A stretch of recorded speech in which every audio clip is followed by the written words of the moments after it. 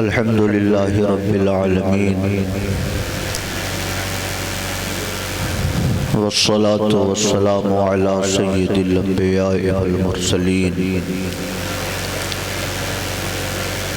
وعلى آله وصحبه أجمعين.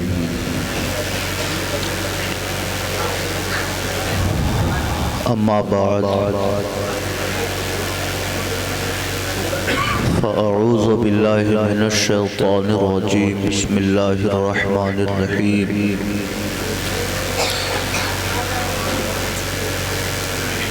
ما كان محمد أبا أحد من رجالكم ولكن رسول الله وخاتم النبيين وكان الله بكل شيء عليما. آمنت بالله صدق الله مولانا العظيم وصدق رسوله النبي الأمين الكريم.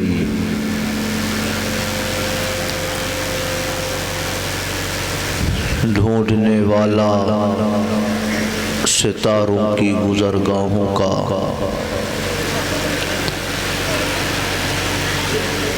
ڈھونڈنے والا ستاروں کی گزرگاہوں کا، اپنے افکار کی دنیا میں سفر کر نہ سکا اور اپنی حکمت کے خم و پیچ میں الجھا ایسا، آج تک فیصلے نفع و ضرر کر نہ سکا.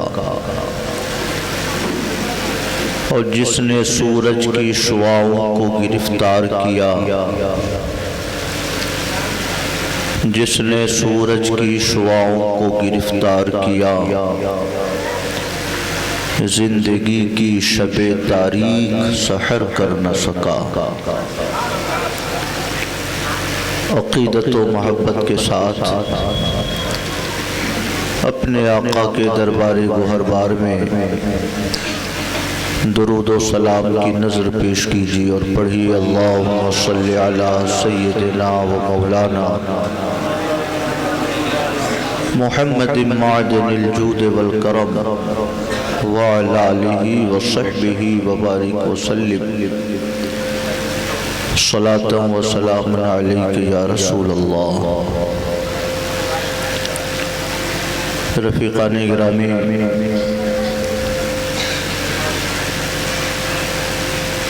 آج کی یہ مجلس عرس خواجہ غریب نواز رضی اللہ تعالی عنہ کے موقع پہ منعقد کی گئی ہے، جس کا اہتمام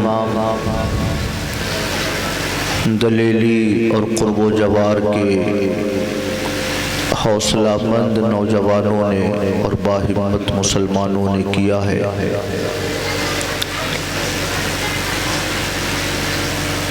میں دعا کرتا ہوں اللہ پاک اس مجلس ذکر کو قبول فرمائے اور جو باتیں عرض کی جائیں اللہ پاک ان باتوں کو قبول فرما کر ہمارے اور آپ کے گناہوں کو معاف فرمائے.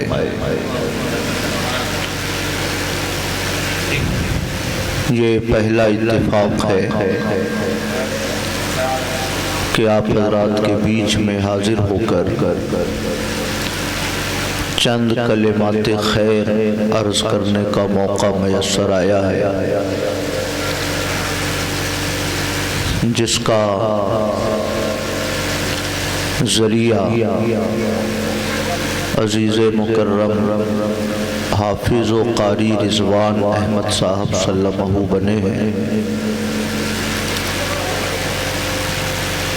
اور یہ طالب علمی کے زمانے سے ہی دینی کاموں سے بہت لگاؤ رکھتے ہیں، سیکھنے کا، سکھانے کا، لوگوں کو دین کی طرف مائل کرنے کا جذبہ اللہ پاک نے بدرجہ عطا فرمایا ہے. اس لیے جہاں بھی رہتے ہیں دینی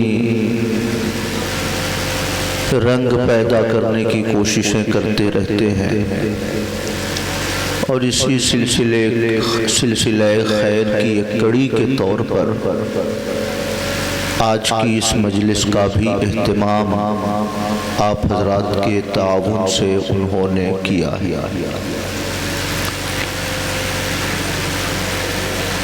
میرے عزیز دوستو، آج کا دور امت مسلمہ کے لیے انتہائی نازک ترین دور ہے۔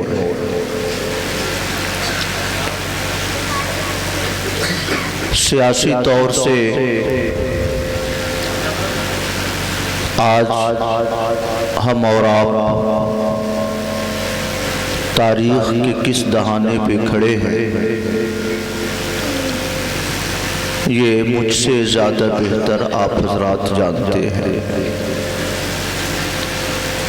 ایک ظالم حکومت ہمارے اوپر مسلط ہو گئی ہے، جو نت نئے ظالمانہ قانون کے ذریعے مسلمانوں پر زندگی کا دائرہ تنگ کرنا چاہتی ہے، اور مسلمان صحیح معنوں میں آج اس سرزمین پر اپنے وجود کی جنگ لڑ رہا ہے۔ یہ کسی کو امید نہیں تھی کہ ایک قانون جو ہندوستانی حکومت نے بہت ہی چالاکی سے بنایا ہے، اس کے خلاف پورا ہندوستان اٹھ کھڑا ہوگا۔ انہوں نے یہ سمجھا تھا کہ اکا دکا مظاہرے کہیں ہوں گے، مسلمانوں کے احتجاج کو قابو کر لینا کوئی بہت مشکل چیز نہیں ہے، مگر اللہ نے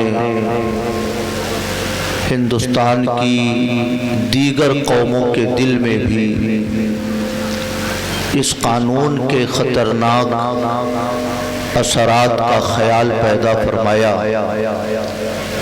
اور آج الحمدللہ پورے ہندوستان کے 25 مقامات پر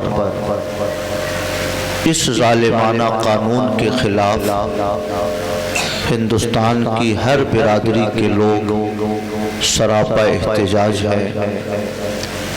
اور میں تو یہ سمجھتا ہوں کہ یہ سرزمین بزرگوں کے قدموں کی برکت رکھنے والی سرزمین ہے۔ اسی سرزمین پر خواجہ اجمیری رہتے ہیں، اسی سرزمین پر مخدوم سمنانی رہتے ہیں، اسی سرزمین پر امام اہل سنت امام احمد رضا کی چوکھٹ بھی آباد ہے۔ تو اللہ کے فضل سے امید ہے کہ اس سرزمین پر وہ اپنے نام لیوا بندوں کی حفاظت ضرور فرمائے گا، اور ہندوستانی مسلمان سابقہ شان و شوکت کے ساتھ انشاءاللہ اس سرزمین پر ضرور باقی رہیں گے۔ جہاں میں اہل ایمان صورت خورشید جیتے ہیں، جہاں میں اہل ایمان صورت خورشید جیتے ہیں، ادھر ڈوبے ادھر نکلے، ادھر ڈوبے ادھر نکلے۔ اور آپ اسے دوسرے لفظوں میں یوں بھی کہہ سکتے ہیں کہ کہیں پھونکوں سے بجھتی ہے تجلی نور ایمان کی، ہوا روکے تو کشتی تیز چلتی ہے مسلمان کی، ہوا روکے تو کشتی تیز چلتی ہے مسلمان کی۔ درود شریف پڑھیں، اللہم صلی علی سیدنا و مولانا محمد معدن الجود والکرم وعلی آلہ وصحبہ وبارک وسلم صلاة و سلاما علیک یا رسول اللہ۔ مسلمانوں کی پسماندگی کا سلسلہ 1857 کے بعد سے ہی شروع ہو چکا ہے، جسے انگریز غدر کہتے ہیں، دھوکہ کہتے ہیں کہ ہندوستانی لوگوں نے ہمارے ساتھ دھوکہ کیا اور ہم لوگ اسے آزادی کی پہلی جنگ کہا کرتے ہیں۔ 1857 مغل حکومت کا خاتمہ ہوا اور ہندوستان کے بیشتر علاقوں پر انگریزوں کی حکومت قائم ہو گئی۔ میرے دوستو، انگریزوں نے مسلمانوں پر سیاسی فتح ضرور حاصل کر لی، مگر وہ چاہتے تھے کہ مسلمانوں کے اوپر تہذیبی فتح بھی حاصل کی جائے،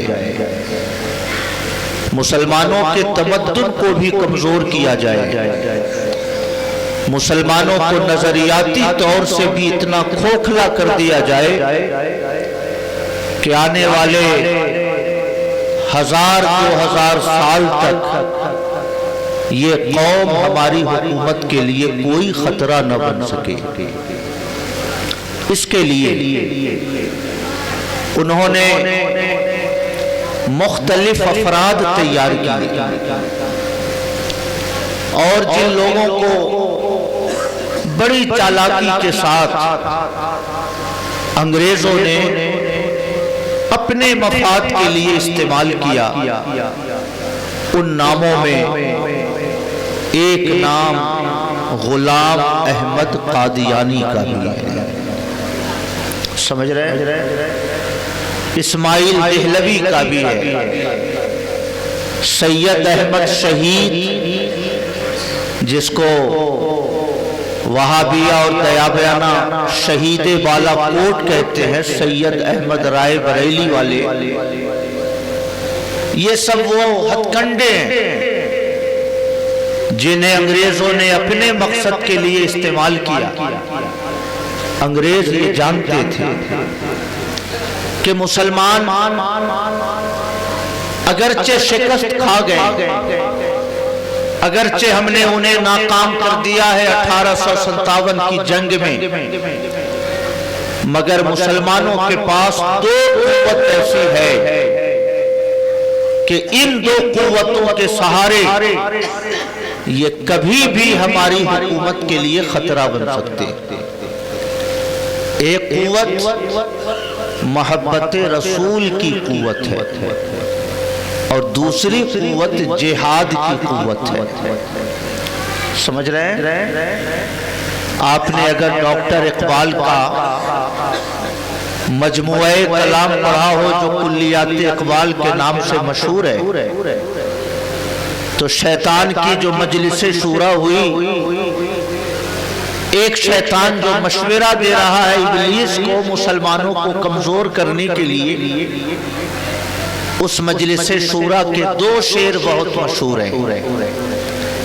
وہ فاقہ کش کے موت سے ڈرتا نہیں ذرا، وہ فاقہ کش کے موت سے ڈرتا نہیں ذرا، روح محمد اس کے بدن سے نکال دو۔ اور اسلام اور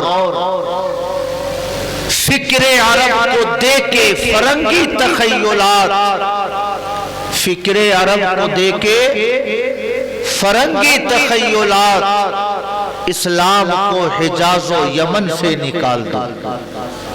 یہ بہت مشہور شعر ہے ڈاکٹر اقبال کا۔ میرے عزیز دوستو، محبت رسول کا سرمایہ چھیننے کے لیے مولوی اسماعیل دہلوی کو کھڑا کیا گیا۔ آپ کو یہ جان کر حیرت ہوگی کہ تقویت الایمان جو کتاب لکھی اسماعیل دہلوی نے، اسے انگریزوں نے اپنے پیسے سے چھپوایا۔ کلکتے میں ان کا ایک پریس تھا، اورینٹل پریس، اس پریس نے اس کو اپنے پیسے سے چھپوایا اور 50,000 کی تعداد میں تقویت الایمان کے نسخے ہندوستان کے مسلمانوں میں بٹوائے۔ مقصد کیا تھا؟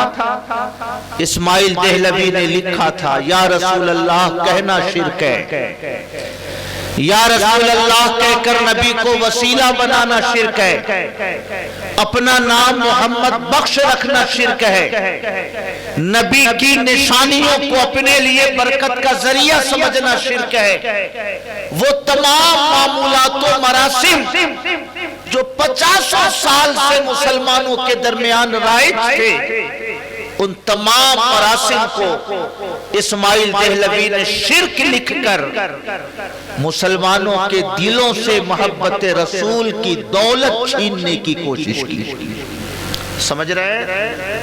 انگریز جانتے تھے کہ اس قوم کے سینے میں جب تک پیغمبر کی محبت کا چراغ جلتا رہے گا، اس قوم کو غلامی کی زنجیروں میں ہم نہیں جکڑ سکتے۔ اس قوم کے دلوں میں اپنے پیغمبر سے جو والہانہ لگاؤ ہے، یہ لگاؤ جب تک باقی رہے گا، اس محبت کے سہارے یہ قوم کبھی بھی اٹھ کھڑی ہو سکتی ہے اور ہماری حکومت کے لیے یہ قوم خطرہ بن سکتی ہے۔ اس لیے آج کل ایک امریکہ کے ایک وزیر کا بیان آیا ہے ایک آدھ ہفتہ یا 10 روز پہلے کہ ہم لوگ سلفیت اور وہابیت کی تائید ایک زمانے سے کر رہے ہیں اور وہابیت کی اشاعت کے لیے کروڑوں ڈالر ہم خرچ کرتے ہیں۔ میں آپ سے یہ پوچھنا چاہتا ہوں کہ امریکیوں کو اس سے کیا لینا دینا کہ وہابیت کو فروغ کیسے ملے، سلفیت کو فروغ کیسے ملے؟ انگریزوں کو اس سے کیا لینا دینا کہ کون سا کام مسلمانوں میں شرک ہے اور کون سا کام مسلمانوں میں ایمان ہے؟ میرے بھائیو، اس کے پس پردہ مقصد وہی ہے کہ یہ قوم جان دینا گوارا کر لیتی ہے، لٹنا گوارا کر لیتی ہے، فساد میں اپنے گھروں کا جلنا گوارا کر لیتی ہے، مگر نبی کی اگر کوئی توہین کرے تو یہ قوم گوارا نہیں کرتی۔ اس لیے ان کے لوگوں سے ایسی کتابیں لکھواؤ جن کتابوں کے ذریعے مسلمانوں کو یہ سمجھایا جا سکے کہ نبی کو زندہ مت سمجھو، نبی کو اپنے لیے مددگار مت سمجھو، نبی کو وسیلہ مت بناؤ، یا رسول اللہ کہہ کر ان کو نہ پکارو، نبی کی نشانیوں کو اپنے لیے برکت کی کوئی چیز نہ سمجھو۔ مقصد یہ تھا کہ مسلمانوں کے دل سے جب نبی کی محبت نکل جائے گی تو اس قوم کو غلامی کی زنجیروں میں جکڑنا ہمارے لیے آسان سے آسان تر ہوتا چلا جائے گا۔ سمجھ رہے ہیں میرے بھائیوں؟ مگر اللہ کروڑوں رحمتیں نازل فرمائے بریلی کے استاجدار کی قبر انور پر، جنہوں نے وہابیت کے طوفان کے سامنے کھڑے ہو کر وہابیت کے اس فتنے کا مقابلہ کیا اور ہندوستانی مسلمانوں کے سینے میں عشق رسالت کا جو چراغ جل رہا تھا، اس چراغ کو بجھنے سے امام احمد رضا نے بچا لیا۔ سمجھ رہے ہیں میرے بھائیو؟ یہ ایک دولت تھی محبت رسول کی جسے چھیننے کے لیے وہابیت کا فتنہ کھڑا کیا گیا، سلفیت کا فتنہ کھڑا کیا گیا۔ محمد بن عبد الوہاب نجدی اور محمد بن عبد الوہاب نجدی کے پروردہ اسماعیل دہلوی کی شکل میں ایسے لوگوں کو تیار کیا گیا جو مسلمان ہو کر مسلمانوں کو سمجھائے کہ نبی کو زندہ سمجھنا غلط ہے، نبی کو اپنے لیے مددگار سمجھنا غلط ہے۔ مگر اللہ کا فضل ہے کہ اسماعیل دہلوی کب کے دنیا سے چلے گئے، مگر محبت رسول کا پرچم آج بھی بلند ہے، اور جس محلے میں جائیے عشق رسالت کا نعرہ اللہ کے فضل سے آج بھی لگ رہا ہے۔ سبحان اللہ۔ ہر قوم اپنے خاص پیشواؤں کا جنم دن مناتی ہے، کرسچن اپنے پیغمبر کا یوم ولادت مناتے ہیں، کرسمس ڈے مناتے ہیں، ہر قوم اپنے مہاپرشوں کی ولادت کا جشن مناتے ہیں، مگر کیا وجہ ہے کہ ربیع الاول میں جلوس نکالنے کو یہ لوگ شرک کہتے ہیں، حرام کہتے ہیں، گھروں کو سجانا حرام کہتے ہیں، مٹھائیاں تقسیم کرنا حرام کہتے ہیں۔ میرے بھائیو، مقصد مسلمانوں کے پیسوں کو بچانا نہیں ہے، مقصد مسلمانوں کے دل سے پیغمبر کا لگاؤ چھیننا ہے، پیغمبر کی عظمت ان کے دلوں سے نکالنی ہے۔ مقصد یہ ہے کہ مسلمان جب محبت رسول سے خالی ہو جائیں گے تو یہ ایک زندہ لاش بن جائیں گے، پھر ان کو یہودی بنانا بھی آسان ہو جائے گا، ان کو عیسائی میں بھی تبدیل کرنا آسان ہو جائے گا، ہے کہ نہیں؟ مگر سبحان اللہ، اعلیٰ حضرت کی یہ کرامت ہے کہ جو لوگ جلوس کو شرک کہتے تھے، جلوس نکالنے کو حرام کہتے تھے، آج جب 12ویں شریف کا موقع آتا ہے، جلوس نکلتا ہے تو وہ لوگ بھی جھنڈا لے کے شامل ہو جاتے ہیں، کہیں ایسا نہ ہو کہ لوگ ہم کو وہابی نہ کہنا شروع کر دیں۔ ہوتا ہے کہ نہیں ہوتا؟ یہ اعلیٰ حضرت کی زندہ کرامت ہے۔ 100 سال پہلے جو نعرہ دیا تھا، آج الحمدللہ پوری دنیا کا مسلمان اس نعرے کو قبول کر رہا ہے، ملیشیا ہو، انڈونیشیا ہو، فلپینس ہو، الجزائر ہو، مراکش ہو، ساؤتھ افریقہ ہو، حد تو یہ ہے کہ سعودی عربیہ ہو، ہر ملک میں نبی کی ولادت کا جشن منایا جاتا ہے، اور حرام کہنے والے لوگ بھی جھنڈے لے کے اس جلوس میں شامل ہو جاتے ہیں، ہے کہ نہیں؟ میرے بھائیو، میں آپ کو سمجھانا چاہتا ہوں، دو دولت تھی مسلمانوں کے پاس، جس دولت کی بنیاد پہ انگریزوں کو ڈر تھا کہ کبھی بھی یہ قوم ہماری حکومت کے لیے خطرہ بن سکتی ہے، ایک دولت محبت رسول کی دولت تھی، اس کو چھیننے کے لیے اسماعیل دہلوی کی شکل میں وہابیت کا ایک دھاگا کھڑا کیا گیا، اور دوسری دولت مسلمانوں کے پاس وہ جہاد کی دولت تھی۔ میرے بھائیو، اس دولت کو چھیننے کے لیے غلام احمد قادیانی کی پرورش کی گئی، اور اسے اپنے افکار و نظریات میں ڈھال کر اس کی زبان سے کہلوایا گیا کہ جہاد حرام ہے۔ جہاد کا مطلب یہ نہیں کہ کسی کے اوپر تلوار اٹھائی جائے، جہاد کا مطلب یہ ہے کہ زبان سے رد کیا جائے۔ جہاد بالسیف کرنا آج کے دور میں حرام ہو چکا ہے۔ لیکن میرے بھائیو، میں آپ کو اس فتنے کا پس منظر سمجھانا چاہتا ہوں۔ 1840 میں غلام احمد قادیانی پیدا ہوا، بعض کتابوں میں لکھا ہے 1839 میں، بعض میں لکھا ہے 1840 میں، بعض میں لکھا ہے 1845 میں، الگ الگ اقوال ہیں، لیکن آپ 1840 والے قول کو بیس بنا کر آپ آگے چلیں۔ اس کی پیدائش ہوئی، یہ کہتا تھا کہ میرا خاندان ایران سے آیا، افغانستان سے آیا ہے۔ میرے بھائیو، جس زمانے میں اس کا خاندان ہندوستان آیا،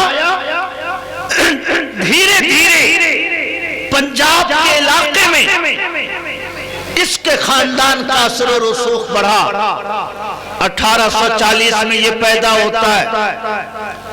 ایک معلم جس نے بچپن میں اس کو پڑھایا لکھایا، مولوی فضل الہی صاحب، یہ سنی تھے، حنفی تھے، جب تھوڑا سا شعور کی عمر کو یہ جناب پہنچے تو ایک اور صاحب مولوی فضل الہی یا مولوی فضل حق، انہوں نے پڑھانا لکھانا شروع کیا. یہ اہل حدیث کے تھے اور ان کا خاندان بھی نظریاتی طور سے اہل حدیث سے زیادہ قریب تھا، جس کو ہم اور آپ وہابی کہا کرتے.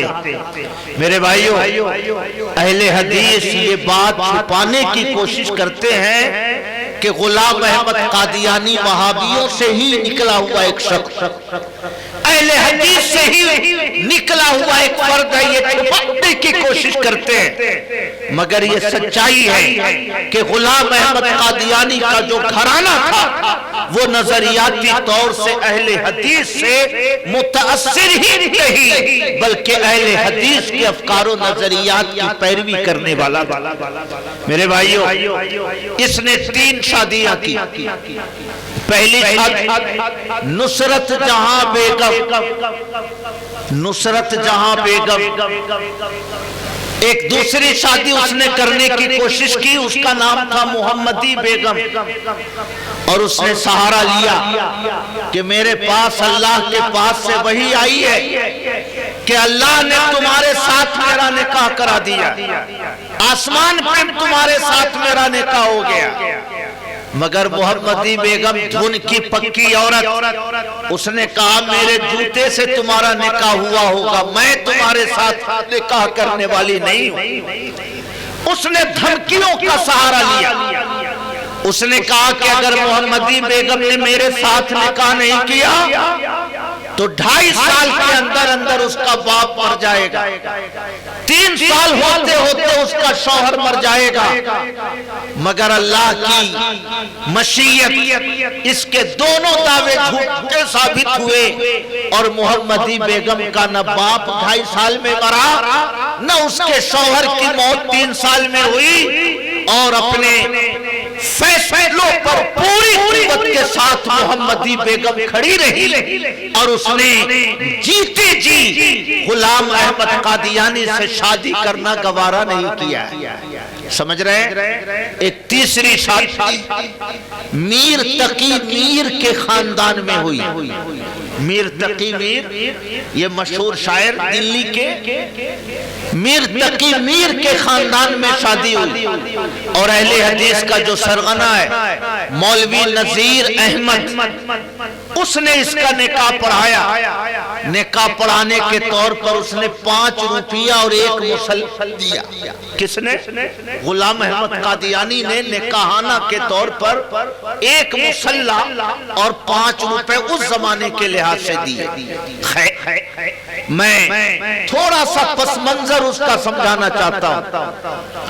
یہ بہت ذہین انسان تھا، اور دنیا میں زیادہ تر جو فتنے کھڑے ہوئے ہیں وہ ذہین لوگوں ہی کے ذریعے کھڑے کیے گئے. جو سیدھا سادہ آدمی ہوتا ہے، جو کم ذہین قسم کے لوگ ہوتے ہیں، وہ نہ کسی فتنے میں پڑتے ہیں نہ کسی فتنہ کو پیدا کرنے کی کوشش کبھی ان کی طرف سے ہوتی ہے. مگر غلام احمد قادیانی یہ بڑا ذہین تھا. اس نے 1840 میں پیدا ہوا اور 1860-62 کے آس پاس اس نے سیالکوٹ میں ڈپٹی کمشنر کے محکمے میں اس نے ایک ملازمت شروع کی 15 روپے ماہانہ کی تنخواہ پر. 4 سال تک یہ سیالکوٹ میں ملازمت کرتا رہا. یہ سیالکوٹ آج کل جو پاکستان کے علاقے میں جو پنجاب ہے، اس پنجاب میں یہ سیالکوٹ پڑتا، اور اس کی جو جائے پیدائش ہے قادیان، وہ ہندوستان میں یہ سرہند شریف، گرداسپور، یہ جو علاقہ ہے موجودہ پنجاب کا، اسی علاقے میں یہ قادیان پڑتا ہے. 4 سال کی ملازمت کے درمیان اس کی ملاقات ہوتی ہے ایک پادری سے جس کا نام تھا بٹلر. کیا نام تھا؟ بٹلر. بٹلر سے اس نے پڑھنا شروع کیا، اور بٹلر کی صحبت نے اس کے نظریات کو تبدیل کرنا شروع کیا۔ سن 1864 میں اس کے باپ کی موت ہو گئی، غلام احمد قادیانی کے باپ کی۔ مرنے سے پہلے اس کے باپ نے کہا کہ تم ملازمت چھوڑ کے چلے آؤ، میں تمہیں اپنے گھر پہ رکھنا چاہتا ہوں۔ 4 سال کی ملازمت کے بعد یہ 64 سے ملازمت شروع کی، 69 تک یہ ملازمت کرتا رہا۔ 69 میں ملازمت چھوڑ کر پھر قادیان لوٹ آیا، اور 69 سے لے کے 71 یا 72 تک اس نے پہلی کتاب لکھی، جس کتاب کا نام اس نے براہین احمد مدیہ رکھا۔ کیا رکھا؟ براہین احمد مدیہ۔ اس نے کہا تھا کہ میں 50 جلدوں میں اس کتاب کو لکھوں گا، مگر 5 جلد لکھتے لکھتے ہمت جواب دے گئی اور کہا اسی 5 پر قناعت کریے، 50 جلدوں کی تصنیف کا ارادہ میں نے چھوڑ دیا۔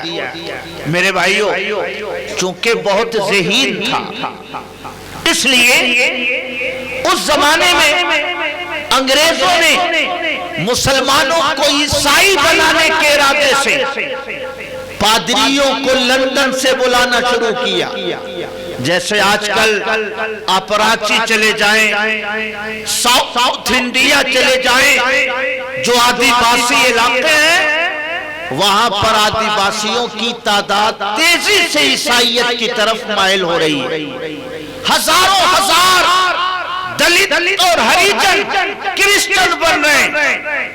میرے بھائیوں، تو اس زمانے میں انگریزوں نے بھی پادریوں کو بلانا شروع کیا، اور وہ نکڑ سبھائیں کرتے تھے، چوک چوراہے پر پیغمبر کے معجزات پر انکار کرتے تھے، اعتراض کرتے تھے۔ چوراہے پہ بیٹھ گئے پادری، کہنا شروع کیا کہ چاند 2 ٹکڑے یہ کیسے ہو سکتا؟ تمہاری کتابوں میں لکھا ہے کہ پیغمبر نے چاند 2 ٹکڑے کیا، کیا یہ سمبھو ہے کہ جو ستارہ آسمان پر ہو کوئی زمین سے اشارہ کر دے تو چاند 2 ٹکڑے ہو جائے؟ میرے بھائیوں، کیا یہ ہو سکتا ہے کہ سورج جو ڈوب چکا ہو کوئی شخص اشارہ کر دے تو وہ لوٹ آئے؟ پادریوں نے پیغمبروں کے معجزات کا انکار کرنا شروع کیا۔ اس زمانے میں غلام احمد قادیانی نے اپنی ذہانت کا استعمال کر کے پادریوں کا رد کرنا شروع کیا۔ جس عام لوگوں کے بیچ میں اس کی مقبولیت بڑھتی چلی گئی، لوگوں کے درمیان یہ مقبول ہوتا چلا گیا۔ کئی بار آریہ سماج کے لوگوں کو اس نے شکست دی، کئی بار اس نے پادریوں کو شکست دی۔ ایک مناظرہ، ایک کسی نکڑ یا کسی چوراہے پہ ایک پادری کھڑا ہو کے کہہ رہا کہ تمہارے پیغمبر کہتے ہیں کہ میں معراج میں آسمان پر گیا، یہ بتاؤ کہ آسمان پتھر کا ہے تو کوئی شخص کیسے آسمان کو چیر کے اوپر جا سکتا ہے؟ اگر تمہارے پیغمبر معراج میں گئے عرش پر تو راستہ کہاں تھا آسمان میں، کہاں سے ہو کے وہ گئے؟ ایک دیہاتی مسلمان جو اس پادری کی گفتگو سن رہا تھا، اس نے کہا میں بتاتا ہوں کہ آسمان میں راستہ کہاں پر ہے۔ اس نے ایک گلاس منگوایا، گلاس میں اس نے پانی ڈالا، اور اس کے بعد اس نے جیب سے ایک سکہ نکالا اور ڈال دیا پانی میں۔ وہ سکہ نیچے کی طرف جاتے ہوئے نیچے کی سطح میں جا کے بیٹھ گیا۔ اس نوجوان دیہاتی نے کہا کہ اس پانی میں راستہ کہاں ہے کہ یہ سکہ نیچے گیا؟ جب کوئی راستہ نہیں تھا تو یہ سکہ گیا کیسے نیچے؟ اور جب تم اگر بتا دو گے کہ راستہ نہیں تھا تو یہ سکہ نیچے کیسے گیا، تو میں بھی بتا دوں گا کہ راستہ نہیں تھا تو میرے پیغمبر عرش پہ کیسے گئے؟ کہیے زور سے سبحان اللہ۔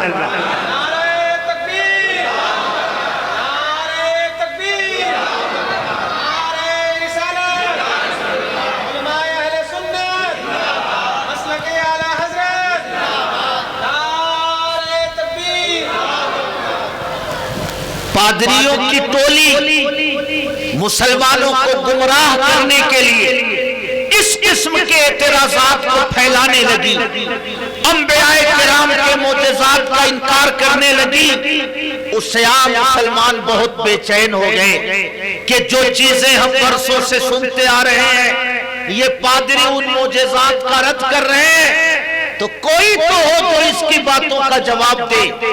ایسے موقع پر غلام احمد قادیانی نے پادریوں سے مناظرہ کرنا شروع کیا، اور مناظرہ کر کے پادریوں کو لاجواب کرنا شروع کیا، جس کا نتیجہ یہ ہوا کہ لوگوں کے درمیان اس کی مقبولیت پھیلی، اور جب اس نے دیکھا کہ ماحول اب سازگار ہے تو اس نے دعویٰ کیا کہ میں مثل مسیح بن کر دنیا میں آیا۔ سمجھ رہے ہیں؟ میں مثل مسیح بن کر، عیسیٰ علیہ السلام کا مثل بن کر اس دنیا میں آیا ہوں۔ میرے بھائیو، کوئی بھی پیغمبر جو دنیا میں تشریف لاتے ہیں وہ اولے روز سے ہی پیغمبر ہوتے ہیں۔ ایسا نہیں کہ کلاس 1 پڑھا، پھر 2 میں ترقی ہوئی، پھر 3 میں ترقی ہوئی، پھر 4 میں ترقی ہوئی، تب ہائی اسکول انہوں نے پاس کیا۔ ایسا نبوت کا مسئلہ نہیں ہوتا۔ حضرت آدم نبی ہیں تو پیدائشی نبی ہیں، حضرت موسیٰ نبی ہیں پیدائشی نبی ہیں، حضرت عیسیٰ نبی ہیں پیدائشی نبی ہیں، مگر اس ظالم نے سب سے پہلے یہ دعویٰ کیا کہ میں محدث بن کے آیا ہوں۔ محدث کا مطلب مجھے الہام ہوتا ہے اللہ کی طرف سے۔ کچھ دنوں تک یہ پرچار کرتا رہا کہ میں محدثین میں سے ہوں، اور جب لوگ ایسا لگا کہ لوگوں کی سمجھ میں بات آ گئی، تب اس نے دوسرے سٹیج میں کہا کہ میں مجدد بن کے آیا ہوں۔ دیہات کے رہنے والے لوگ، سیدھے سادے لوگ، جب اس کو سمجھ میں آ گیا کہ ہم مجدد ہونا لوگوں نے قبول کر لیا ہے، تب کہا کہ میں مثل مسیح بن کے آیا ہوں۔ میرے بھائیو، اب پادریوں نے، ان کو لگا کہ یہ تو میرے پیغمبر کے مماثل ہونے کی بات کر رہا، یہ حضرت عیسیٰ کے برابر ہونے کی بات کر رہا، تو پادریوں نے ایک مناظرہ رکھا، سمجھے، لوگوں کو جمع کیا اور دعوت دی غلام احمد قادیانی کو کہ آپ بھی آؤ اس مناظرے میں۔ ایک اندھے کو، ایک لنگڑے کو، ایک سفید داغ والے آدمی کو پادریوں نے ایک جگہ بیٹھا رکھا چپ چاپ۔ جب غلام احمد قادیانی آیا اسٹیج پر تو پادریوں نے کہا کہ آپ کہتے ہو کہ میں حضرت عیسیٰ علیہ السلام کا مثل ہوں، تو حضرت عیسیٰ تو مادرزاد اندھوں کو شفا دیتے تھے، حضرت عیسیٰ تو سفید داغ والوں کو درست کر دیتے تھے، حضرت عیسیٰ بغیر بال والوں کے سر میں بال اٹھا دیا کرتے تھے دعائیں کر کے، تو یہ اندھا ہے، یہ سفید داغ والا ہے، تم اگر حضرت عیسیٰ کے مماثل ہو تو اس اندھے کو آنکھ دے کر بتاؤ، اس سفید داغ والے کا سفید داغ دور کر کے بتاؤ۔ میرے بھائیوں، کوئی اور شخص ہوتا تو ہکا بکا رہ جاتا، لاجواب رہ جاتا، مگر ذہین تھا، اس لیے ہمت نہیں ہارا۔ اس نے کہا کہ یہ اندھا ہے، یہ سفید داغ والا ہے، میں اس کو ٹھیک نہیں کر سکتا ہوں، کیونکہ حضرت عیسیٰ جو مادرزاد اندھوں کو ٹھیک کرتے تھے، سفید داغ والوں کو ٹھیک کرتے تھے، وہ علم مسیرزم کے ذریعے کرتے تھے، شعبدہ بازی کے ذریعے کرتے تھے معاذ اللہ، اور ہماری شریعت میں شعبدہ بازی حرام ہے، اس لیے میں حضرت عیسیٰ کا مثل ہونے کے باوجود میں نہ اس کو زندہ کر سکتا ہوں، نہ اس کو آنکھ دے سکتا ہوں، نہ اس کا سفید داغ دور کر سکتا ہوں۔ سمجھ رہے ہیں؟ لیکن چتر تھا بہت، تو اس نے کہا کہ تم لوگ جب کسی کو عیسائی بناتے ہو تو تم لوگ کہتے ہو کہ حضرت جبریل کی روح میرے اندر آ گئی ہے، حضرت جبریل کی روح میرے اندر سرایت کر گئی ہے، تم پادری ہو، تم کہتے کم سے کم تم ہی مادرزاد اندھے کو ٹھیک کر دو، تم ہی سفید داغ والے کو ٹھیک کر دو۔ اور اس طرح پادری کو اس نے اپنی حاضر جوابی سے لاجواب کر دیا۔ سمجھ رہے ہیں؟ میں آپ سے یہ عرض کرنا چاہتا ہوں، کوئی بھی پیغمبر اول روز سے پیغمبر ہوتے ہیں، مگر اس نے سب سے پہلے دعویٰ کیا کہ میں محدثین میں سے ہوں، دوسرے اسٹیج میں دعویٰ کیا کہ میں مجدد ہوں، تیسرے اسٹیج میں دعویٰ کیا کہ میں مثل مسیح ہوں، چوتھے اسٹیج میں دعویٰ کیا کہ میں امتی نبی ہوں۔ کیا ہوں؟ امتی نبی ہوں، یعنی پیغمبر آخر الزمان کا امتی بھی ہوں اور نبی بھی ہوں۔ یہ پاگل پن کی بات ہے کہ نہیں، جو نبی ہوگا امتی نہیں ہوگا، جو امتی ہوگا نبی نہیں ہوگا، جو خدا ہوگا بندہ نہیں ہوگا، جو بندہ ہوگا خدا نہیں ہوگا۔ تو جیسے کوئی کہے کہ میں بندہ خدا ہوں، اس کا یہ جملہ پاگل پن والا جملہ ہے، ویسے ہی یہ کہتا تھا کہ میں امتی نبی ہوں، یعنی محمد عربی کا امتی ہوں، اور ساتھ ہی ساتھ خدا نے مجھ کو نبی بھی بنایا۔ سمجھ رہے ہیں؟ پھر اس کے بعد کہنا شروع کیا کہ میں ذلی نبی ہوں۔ کیا ہوں؟ ذلی نبی۔ اصلی نبی تو پیغمبر آخر الزمان ہے، مگر ان کے سائے میں رہ کر میری بھی تربیت ہوئی ہے اور نبوت کا فیضان میرے اندر بھی آیا۔ تو میں اصلی نبی نہیں ہوں، میں ذلی نبی ہوں۔ اور پھر کچھ دنوں کے بعد کہنا شروع کیا کہ میں ذلی نبی نہیں بلکہ بروزی نبی ہوں، یعنی محمد عربی 1000 سال پہلے مکے میں آئے تھے، اسی پیغمبر اعظم کا دوبارہ ظہور قادیان کی دھرتی پر غلام احمد قادیانی کی شکل میں ہوا۔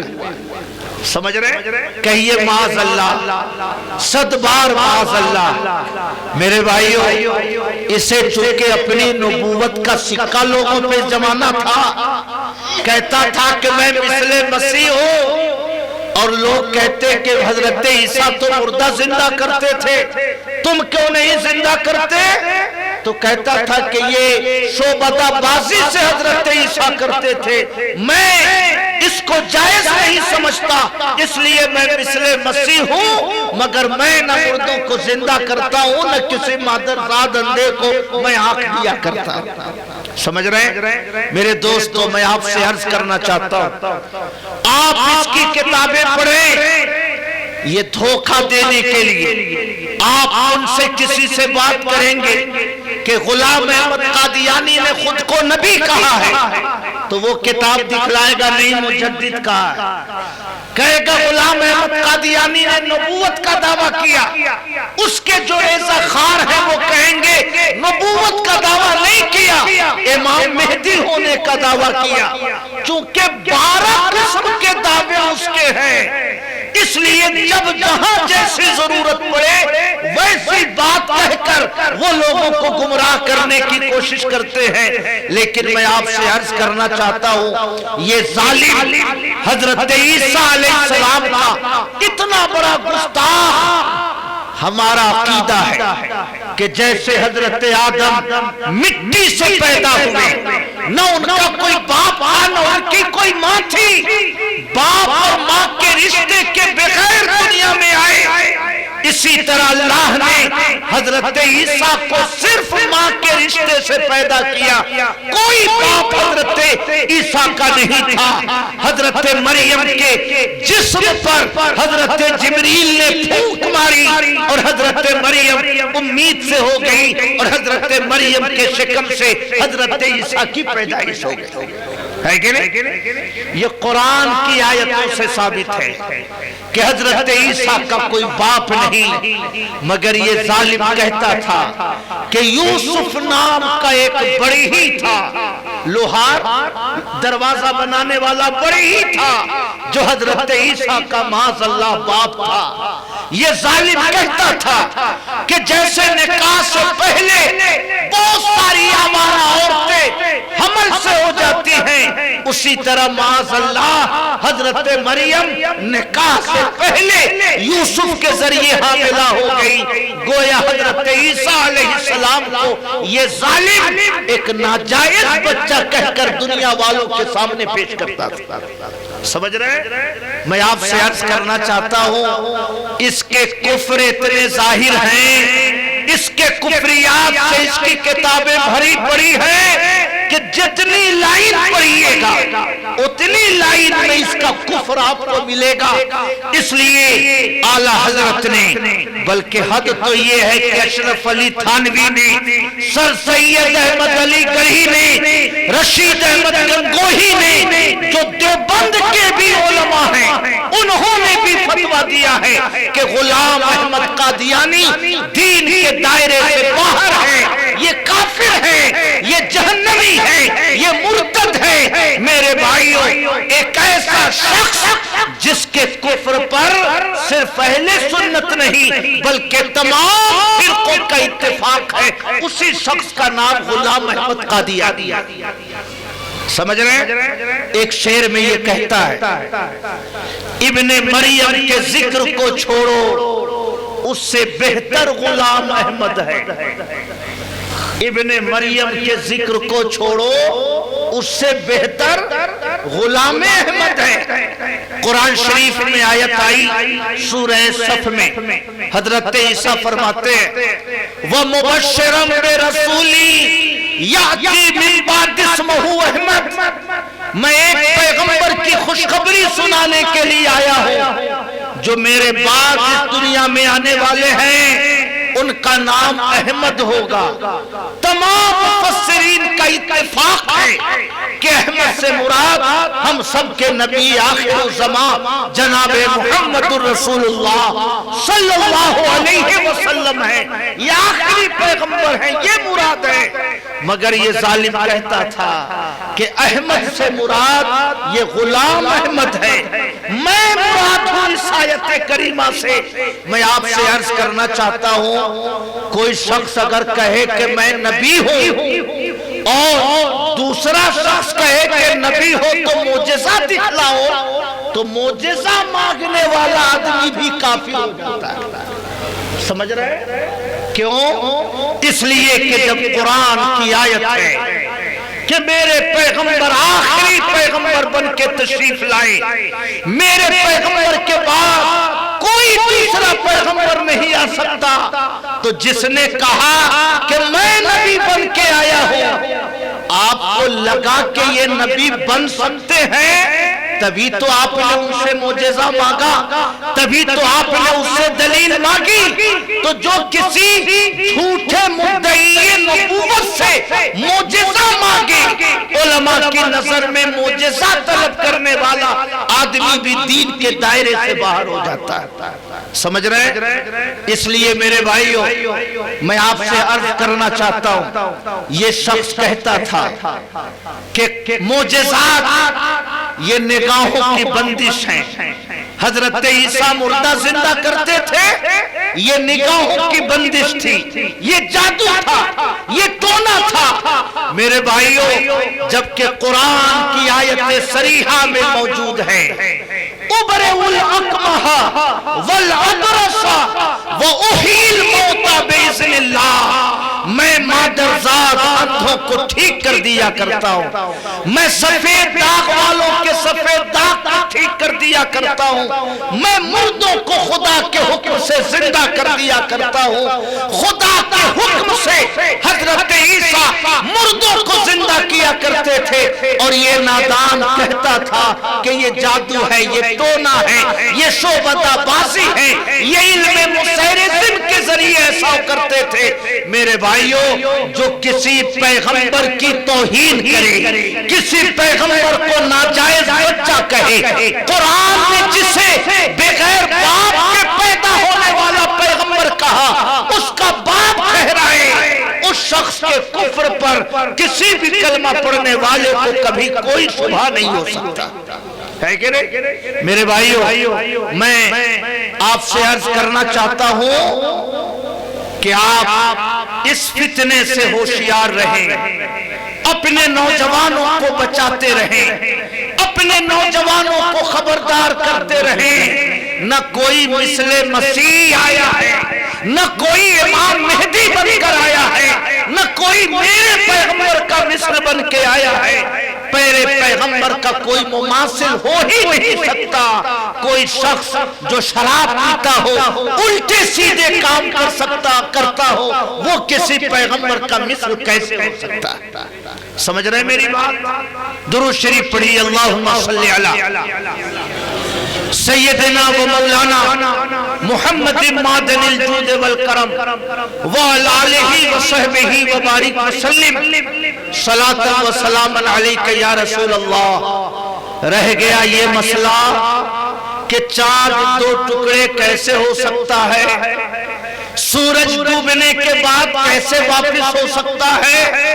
میرے بھائیو، ہمارا ایمان ہے کہ جو خدا سورج کو پیدا کر سکتا ہے، اپنے نبی کو سورج کو لوٹانے کی طاقت بھی دے سکتا ہے۔ بے شک نعرہ تکبیر، نعرہ رسالت، علماء اہل سنت، مسلک اعلی حضرت، نعرہ تکبیر، نعرہ رسالت۔ یہ معراج کا انکار کرتا تھا، یہ کہتا تھا کہ پیغمبر کو معراج جسمانی نہیں ہوئی۔ کوئی شخص چاند پہ کیسے جا سکتا ہے، آسمان پہ کیسے جا سکتا ہے؟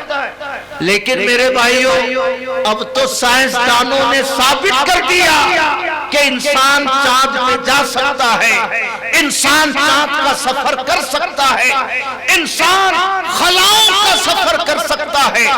سنیتا ولیمز کا نام آپ نے سنا ہوگا، ایک انڈیا میں پیدا ہونے والی عورت جس نے اپنی زندگی کا بیشتر حصہ امریکہ میں گزارا۔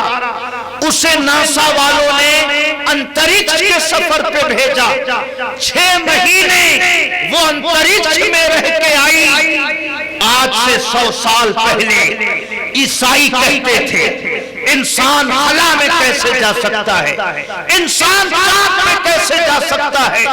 مگر سنیتا ولیمز نے جا کر میرے پیغمبر کے معجزے کی تصدیق کر دی کہ جب ایک عام عورت مشینوں کی مدد سے خلا میں جا سکتی ہے، 6 مہینہ رہ سکتی ہے، تو خلا کو پیدا کرنے والا رب العالمین اپنے محبوبوں کو آسمان پہ کیوں نہیں بھیج سکتا؟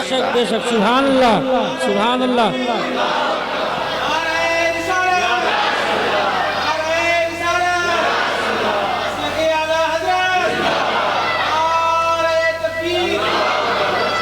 اس موقع پر مجھے وہ بات یاد آئی، حضرت مولانا فضل الرحمان گنج مراد آبادی، یہ اناؤ ہے نا، اناؤ شہر سے 20-22 کلومیٹر کی دوری پہ ان کا مزار ہے۔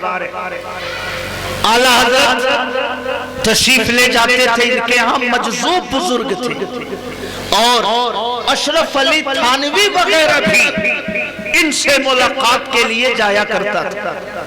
میرے بھائیو، مولانا فضل الرحمان گنج مراد آبادی میلاد شریف کی مجلس سجاتے تھے اور بہت محبت سے پیغمبر کی میلاد شریف کی مجلس منعقد کرتے تھے۔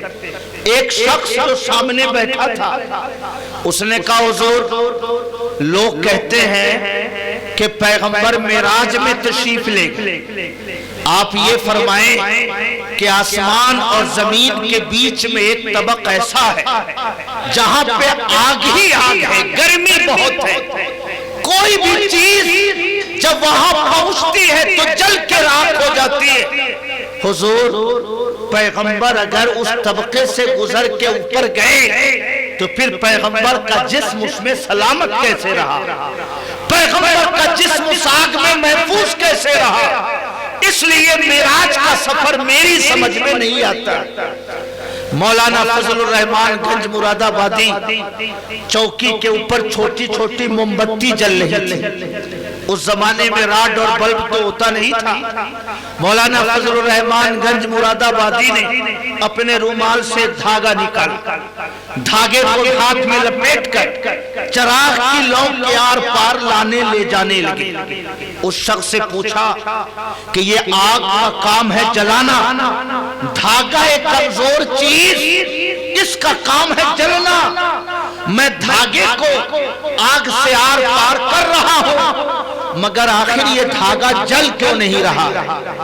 اس شخص نے کہا حضور آپ آگ میں دھاگے کو ٹھہرائیں گے تبھی تو آگ جلائے گی, آپ چونکہ تیزی سے آر پار کر رہے ہیں اس لیے آگ اس دھاگے کو جلا نہیں پا رہی ہے. مولانا فضل الرحمان گنج مراد آبادی نے فرمایا نادان, اگر معمولی تیز رفتاری میں دھاگے کو آگ کے آر پار کرتا ہوں تو آگ دھاگے کو نہیں جلا پا رہی ہے. میرے پیغمبر تو معراج میں تشریف لے گئے, اتنی تیز رفتاری میں گئے کہ ایک قدم زمین پہ تھا اور دوسرا قدم راک کا پہلے آسمان پہ تھا. تو جس پیغمبر نے اتنی تیز رفتاری میں سفر کیا ہو اس پیغمبر کے جسم کو آگ کیسے نقصان پہنچا سکتا؟ نعرہ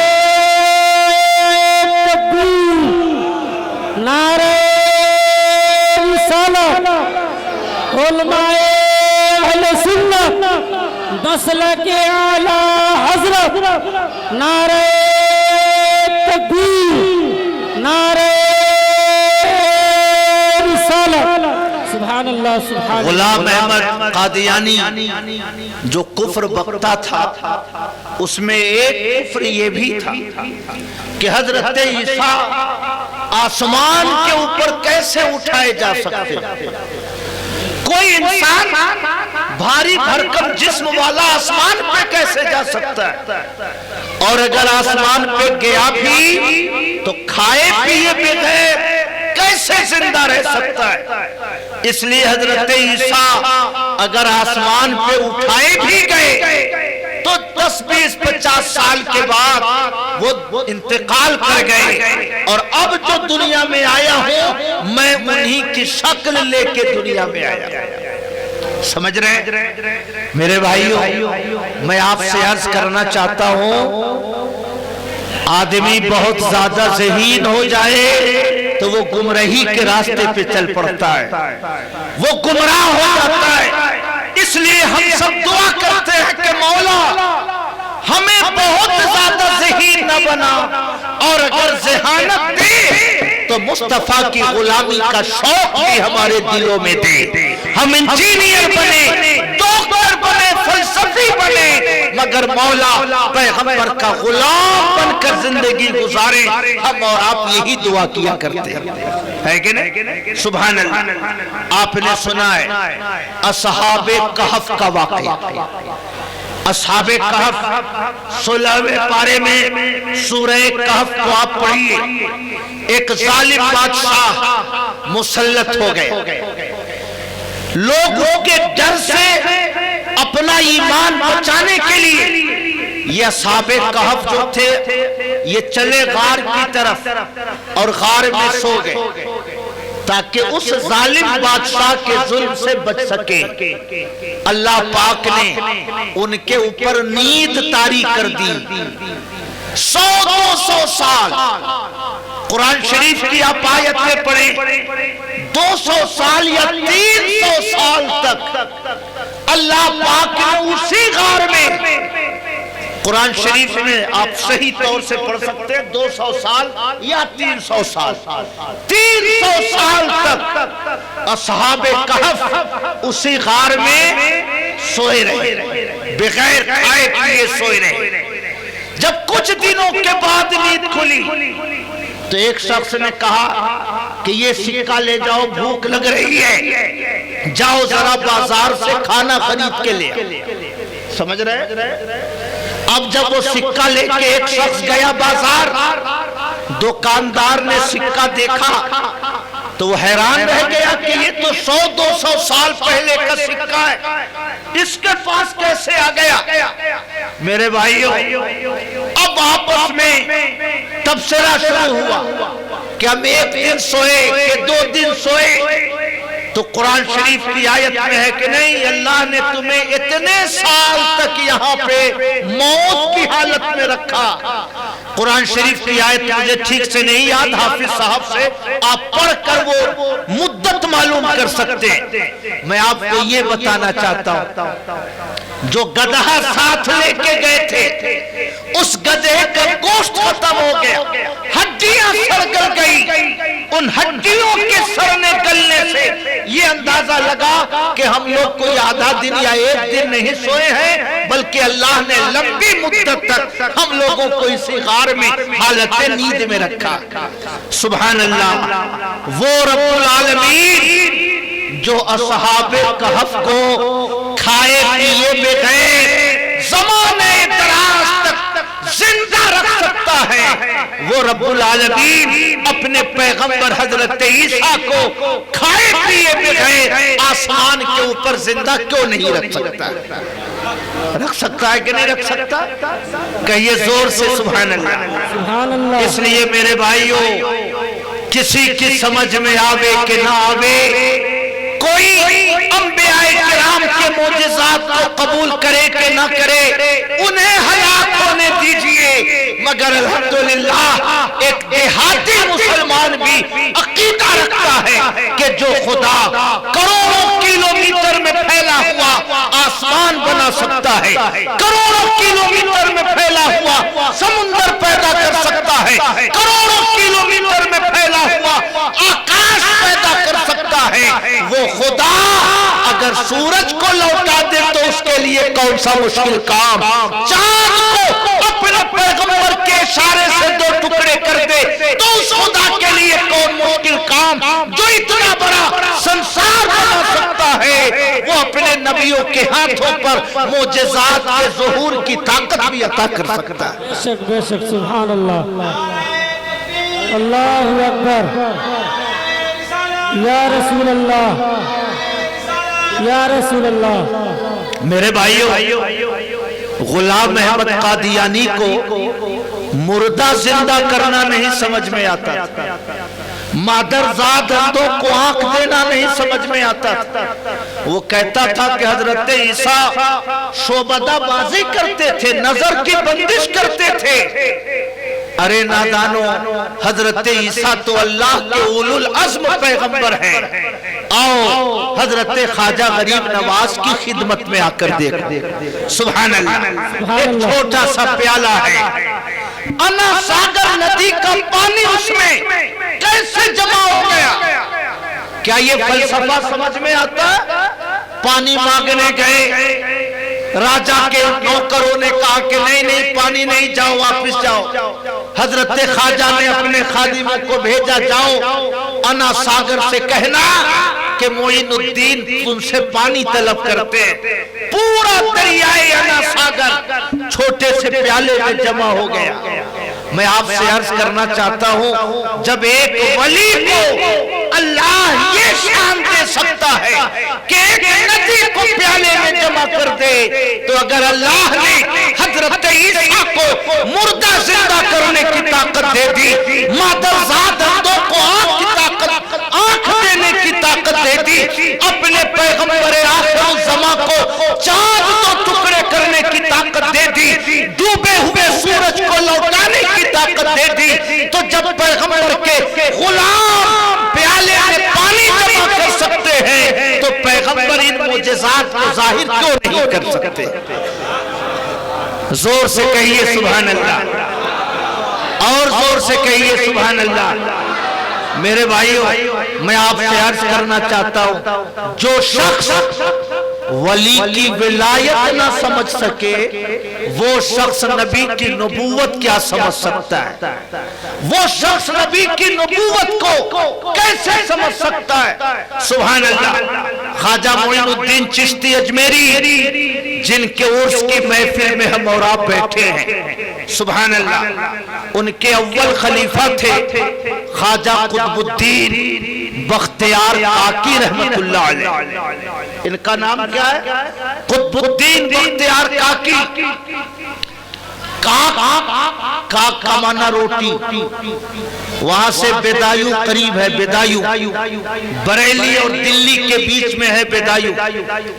बेदायू से कुछ फकीर चले और आपस में मशवरा करते हुए चले कि बहुत शोहरत है ख्वाजा कुतुबुद्दीन की बुजुर्गी की, आज हम जाएंगे और पूछेंगे कि खाना क्या खाइएगा, तो हम लोग कहेंगे हुजूर जाड़े का मौसम है, अगर गर्म रोटी और शोरबा मिल जाए तो बहुत अच्छा हो। समझ रहे हैं? ये प्लान बना रहे रास्ते में वो कलंदर और हजरत ख्वाजा कुतुबुद्दीन बख्तियार काकी अपने खादिमों से कह रहे हैं कि कुछ लोग आ रहे हैं और जब पहुंचेंगे तो मुझे आकर खबर करना। रात का सन्नाटा है, वो कलंदर वो फुकरा बेदायू से पहुंचे महरौली शरीफ। खादिमों ने जाके कहा हुजूर वो आ गए हैं जिनके बारे में आप फरमा रहे थे। ख्वाजा कुतुबुद्दीन गए मुलाकात के लिए, पूछा कहिए सफर खैर से गुजरा? कहा हुजूर खैर से गुजरा। कहा खाएंगे क्या? वो तो पहले से सेठ था। कहा हुजूर गजाड़े का मौसम है, अगर शोरबा और गर्म रोटी मिल जाए तो बहुत अच्छा है। ख्वाजा कुतुबुद्दीन ने फजा में हाथ बुलंद किया, एक प्लेट रोटियों से भरी हुई आ गई, सामने में रख दिया, कहा खाइए और आराम कीजिए, फज्र की नमाज के बाद मुलाकात हो। समझ रहे हैं? फजा में हाथ उठाया, रोटी आ गई। गुलाम अहमद कादियानी होता तो कहता कि ये नजर की बंदिश है, ये कहता इल्मे मुसैरिज़म है, वो कहता शोबदा बाजी है। अरे नादानो, जो पैगंबर की नबूवत को समझने का दावा करता है उसे चाहिए कि पहले वली की विलायत को समझने की कोशिश करे। वली की विलायत जो न समझ सके वो पैगंबर की नबूवत को कैसे समझ सकता है? सुभान अल्लाह। उसी दिन से इनको कहा जाने लगा काकी, यानी केक खिलाने वाले बाबा, रोटी खिलाने वाले बाबा, कुलचा खिलाने वाले बाबा। हो सकता है कि अंग्रेजों ने जो केक बनाया हो इसी काक से केक बनाया। समझ रहे हैं? इंतकाल का वक्त आया, अपने मुरीदों को वसीयत की कि मेरी कब्र को जाहिर मत करना, कोई निशान मत रखना। लोगों ने अंधेरे में दफन कर दिया, कोई निशान नहीं रखा। मगर जब मुरीदों को खबर हुई कि ख्वाजा कुतुबुद्दीन इंतकाल कर गए तो लोग दूर दराज से जाने लगे। कहा आपके जनाजे में? कहा चलिए बताइए कहाँ कब्र है? गए, कहा मुझे ऐसा लगता है कि यहाँ पे कब्र है। कहा आपके जनाजे में? दूसरे लोग आए, इनको पकड़ के ले गए, बताइए कहाँ कब्र है? कहा हमको लगता है थोड़ा सा और उत्तर में, किसी ने कहा थोड़ा सा और दक्षिण में। तो जितना एरिया लोगों ने बताया वो पूरा एरिया घेर दिया गया कि ख्वाजा कुतुबुद्दीन का मजार इसी के बीच में कहीं न कहीं। समझ रहे हैं? इसलिए ख्वाजा कुतुबुद्दीन के मजार की लंबाई भी बहुत और चौड़ाई भी बहुत। समझ रहे हैं? क्योंकि उन्होंने अपनी कब्र को पोशीदा रखा था। खैर, ख्वाजा कुतुबुद्दीन के जमाने में जो बादशाह था उसका नाम था सुल्तान अल्तमश, शमशुद्दीन अल्तमश। बहुत मोहब्बत रखता था। ख्वाजा कुतुबुद्दीन को अपने दरबार में बुलाता, 2 खिदमत करता और फिर इज्जत के साथ उनको महरौली शरीफ वापस पहुंचवा दिया करता था। मेरे भाइयों, कुछ लोग चलने लगे, इतने लोग हैं दिल्ली में, ये ख्वाजा कुतुबुद्दीन ही से क्यों इतना लगाव शमशुद्दीन अल्तमश रखता है? एक औरत को तैयार किया, काब की बार जब कुतुबुद्दीन आए तो तुम इल्जाम लगाना कि ये अच्छे आदमी नहीं है और मेरे पेट में जो बच्चा परवरिश पा रहा है वो किसी और का बच्चा नहीं, ये ख्वाजा कुतुबुद्दीन का बच्चा है।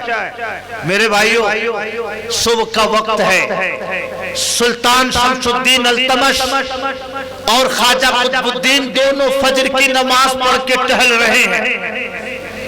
وہ عورت پہنچتی ہے، کہتی ہے بادشاہ سلامت، آپ جن کو اتنا بزرگ سمجھتے ہیں یہ کوئی بزرگ نہیں ہے، اور اگر ان کی کرتوت دیکھنا ہو تو میرے شکم میں جو بچہ پرورش پا رہا ہے اسے دیکھ لو، یہ انہی کی کرتوت کا نتیجہ ہے۔ التمش حیرت میں، خواجہ قطب الدین حیرت میں، یہ کیا کہہ رہی ہے عورت؟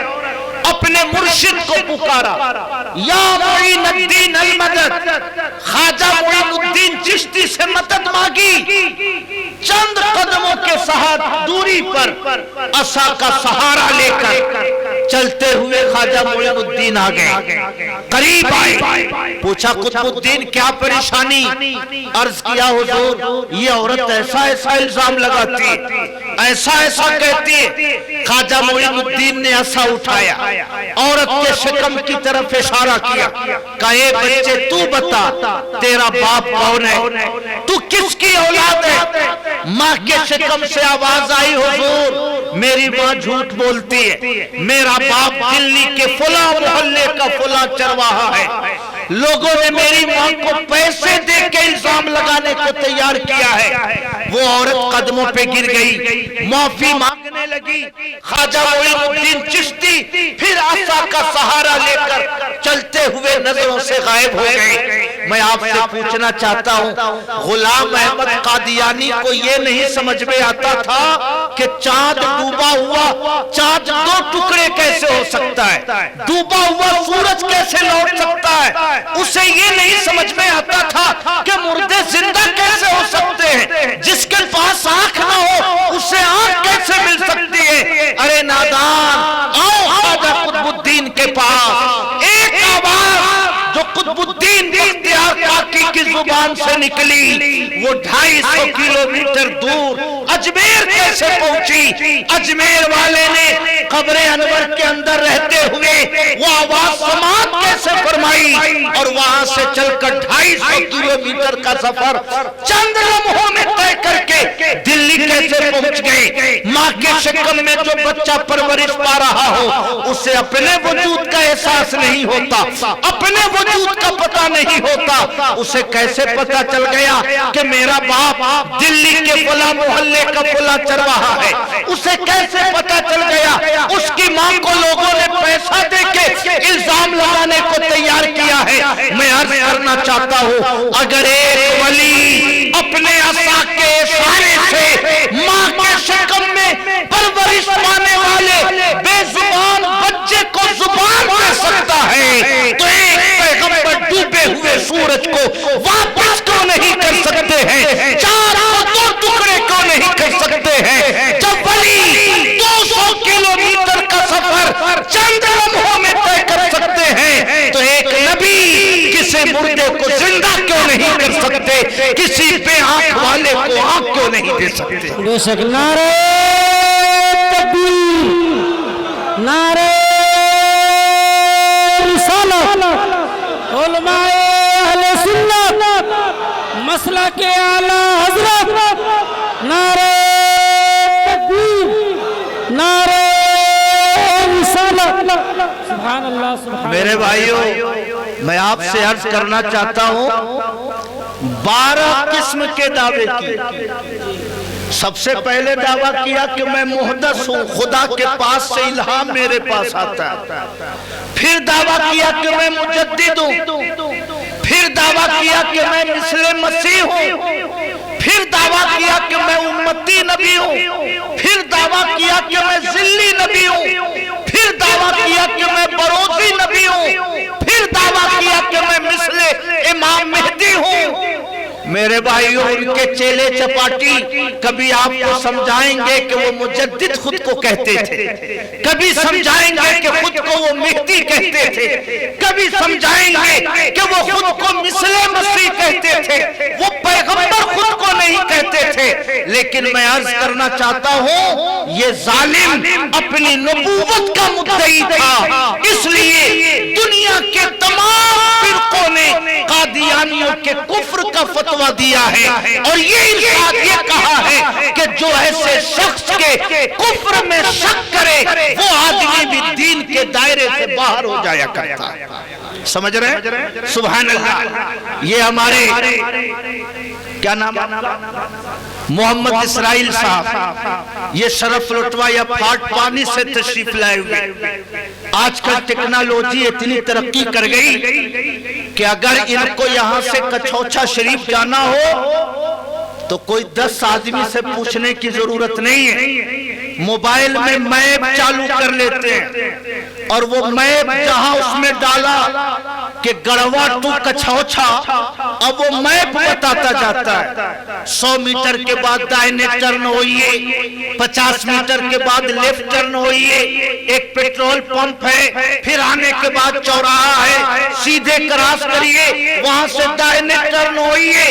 ڈرائیور کو کچھ نہیں پوچھنا پڑتا، وہ میپ یہاں سے لے کے کچھوچا تک کا راستہ بتاتا چلا جاتا ہے۔ کہاں کہاں سڑکیں ہیں، کہاں کہاں ہائی وے ہے، کہاں کہاں رات سڑکیں، کہاں کہاں نیشنل ہائی وے، کہاں کہاں اے ٹی ایم ہے، کہاں کہاں پیٹرول پمپ ہے، سب بتاتا چلا جاتا ہے۔ سبحان اللہ۔ اگر ایک سائنسدان اپنی سائنسی معلومات کو انٹرنیٹ پہ لوڈ کر کے اپلیکیشن میں اتنی قوت پیدا کر دیتا ہے کہ وہ یہاں سے کچھوچا کا راستہ بتا دے، اگر انسان مشینوں میں اتنی معلومات ڈال سکتا ہے تو خدا اپنے نیک بندوں کے دلوں کو اتنا روشن کیوں نہیں کر سکتا کہ اجمیر میں رہ کر گڑھوا کو دیکھے، بغداد میں رہ کر پنڈیا کو دیکھے، مدینے میں رہ کر ساری کائنات کا مشاہدہ کرے۔ سائنسدان جب موبائل میں اتنی قوت ڈال سکتا ہے تو خدا اپنے نیک بندوں کے دلوں کو اتنا روشن کیوں نہیں کر سکتا؟ کہیے زور سے سبحان اللہ۔ سبحان اللہ۔ میرے بھائیوں، میں آپ سے عرض کرنا چاہتا ہوں، اس کو جنون کا دورہ پڑتا تھا۔ کتابوں میں لکھا ہے کہ جب اخیر عمر ہوئی تو پیشاب اس کو بہت ہوتا، پیشاب، تو پیشاب سے استنجا کرنے کے لیے ڈھیلا لیے رہتا تھا، اور گڑ کا بھی بہت شوقین تھا، تو ایک جیب میں گڑ رکھے رہتا تھا، ایک جیب میں ڈھیلا رکھے رہتا تھا، تاکہ اگر ایمرجنسی کیس ہو جائے تو اسی ڈھیلے سے استنجا کر سکے۔ مگر ایسا جنون اور پاگل پن طاری تھا کہ کبھی کبھار گڑ کھانے کے بدلے میں وہی ڈھیلا اٹھا کے کھا لیتا۔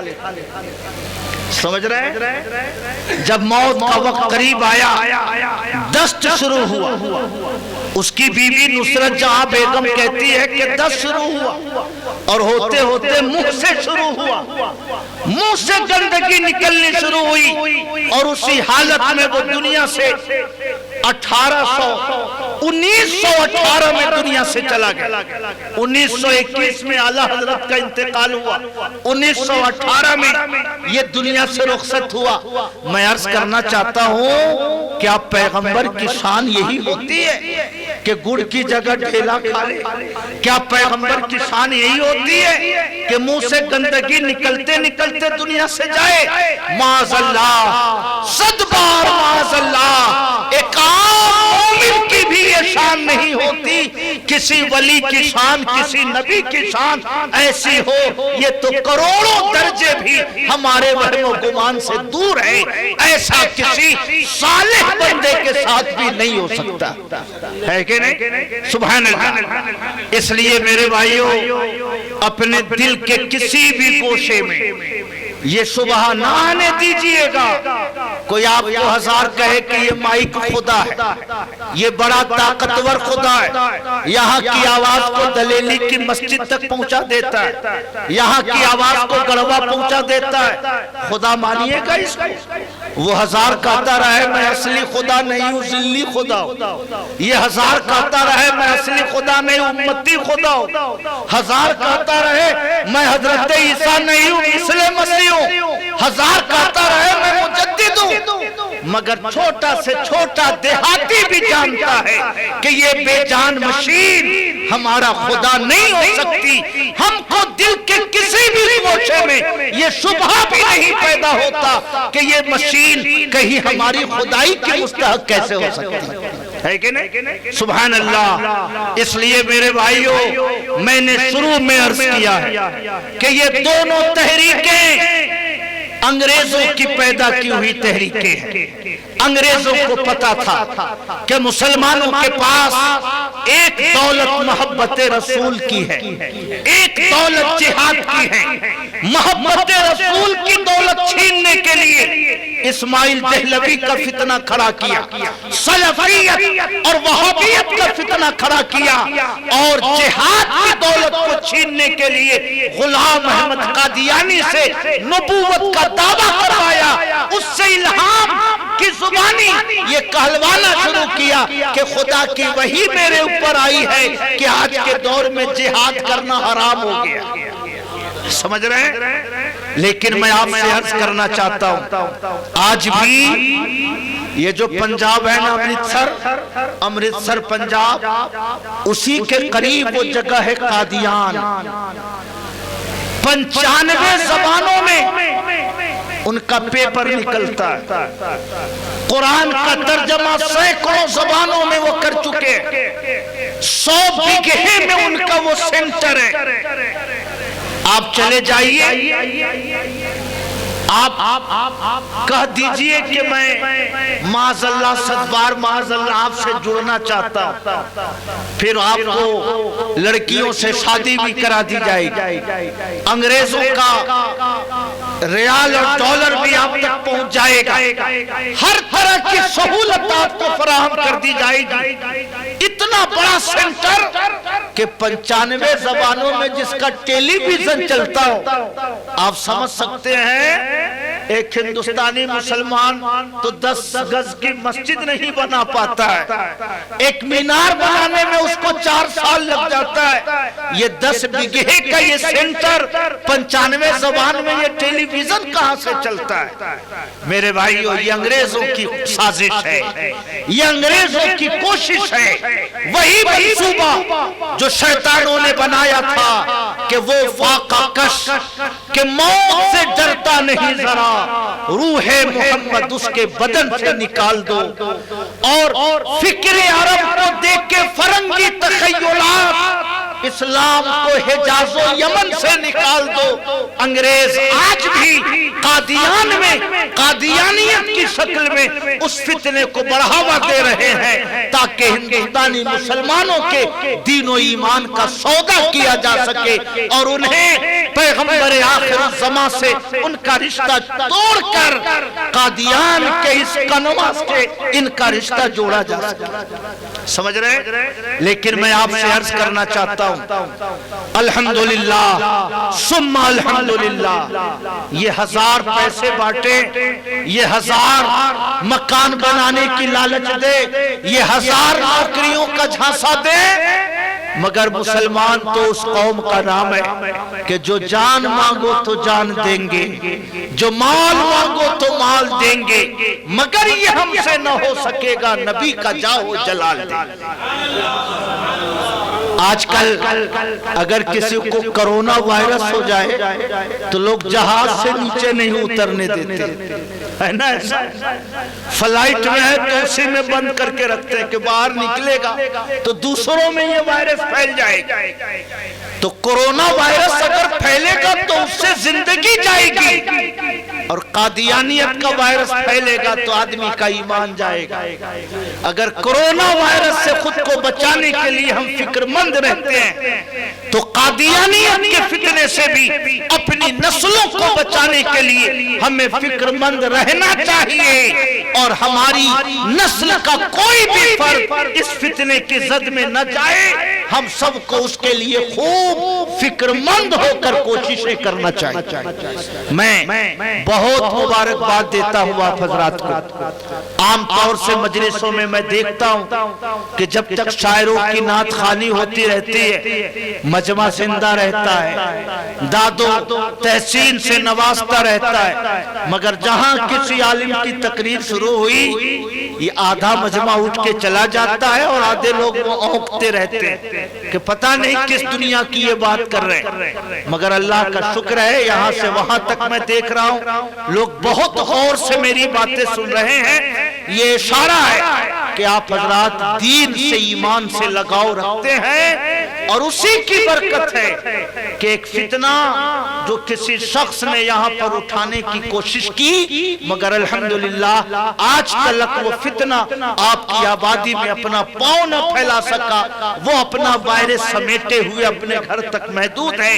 اور جس کے گھر میں اعلیٰ حضرت کی محبت کا چراغ جلتا ہو، جس کے گھر میں سراج ملت کی محبت کا چراغ جلتا ہو، جس کے گھر میں شمس ملت کی محبت کا چراغ جلتا ہو، جس کے دروازے پر منظور ملت کے نام کا تختہ لگتا ہو، اس گھر میں نہ قادیانیت کا وائرس داخل ہو سکتا ہے، نہ وہابیت کا جرثومہ داخل ہو سکتا ہے۔ میں دل کی گہرائیوں سے آپ سب کو مبارکباد پیش کرتا ہوں۔ میرے بھائیو، یہ میری پہلی گفتگو ہے، اور شاید میں بہت منظم انداز میں اپنی بات آپ تک نہ پہنچا سکا، مگر اگلی نشست میں آؤں گا تو قادیانیت کے حوالے سے کچھ کتابچے، اعلیٰ حضرت کے کچھ رسالے، علماء کے کچھ چھوٹے موٹے کتابچے بھی لیتا آؤں گا، تاکہ آپ ان کتابوں کو پڑھیں اور انگریزوں نے